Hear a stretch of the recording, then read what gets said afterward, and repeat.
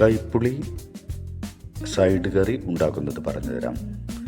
കയ്പ വളരെ നൈസായി പപ്പടം പോലെ വട്ടത്തിലരിഞ്ഞ് ഉപ്പ് ചേർത്ത് വേവിച്ചത്, തക്കാളി, വലിയ ഉള്ളി, പച്ചമുളക്, മല്ലിച്ചപ്പ്, കറിവേപ്പില.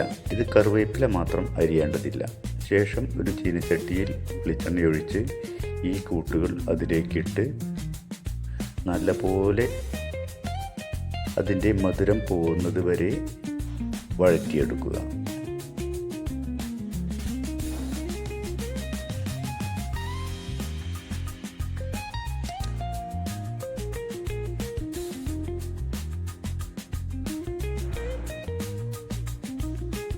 ശേഷം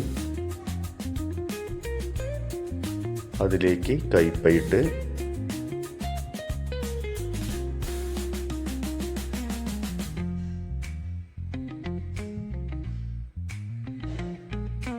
അതിലേക്ക് മഞ്ഞൾപ്പൊടി, മല്ലിപ്പൊടി, മുളക് പൊടി എന്നിവയിട്ട് നല്ലപോലെ ചുഴറ്റി വഴറ്റിയെടുക്കുക.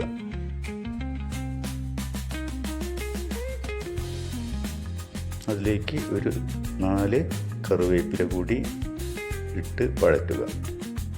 ശേഷം ഈ ചേർക്കുന്നത് പുളിവെള്ളമാണ്, പുളി പിഴിഞ്ഞ വെള്ളം. ഈ പുളി പിഴിഞ്ഞ വെള്ളം അതിലേക്ക് ഒഴിച്ച് നല്ലപോലെ തിളപ്പിച്ച് ഇളക്കിയെടുക്കുക.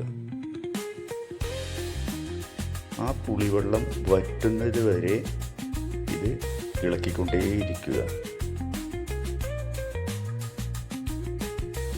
ഉപ്പ് ആദ്യം കയ്പയിലേ ഉള്ളൂ, ഇതിലേക്ക് കൂടിയുള്ള ഉപ്പ് കണക്കാക്കി അതിലേക്ക് ഇടുക.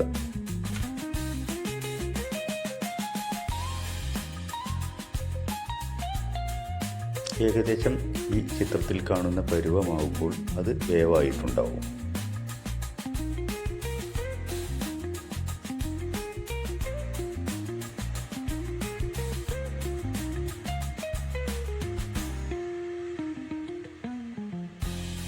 ഇനി ഇതിൽ 2 ടീസ്പൂൺ വെളിച്ചെണ്ണ കൂടി ഒഴിച്ച് നല്ലപോലെ ഇളക്കിയെടുത്ത്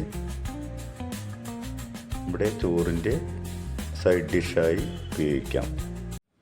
വീഡിയോ ഇഷ്ടമായെങ്കിൽ കമൻറ്റ് ബോക്സിൽ അഭിപ്രായം രേഖപ്പെടുത്തുക. കൈപ്പുളി ഉണ്ടാക്കി ഭക്ഷണത്തോടൊപ്പം ഉപയോഗിച്ചോളൂ, ചോറിനോടൊപ്പം ഉപയോഗിച്ചോളൂ.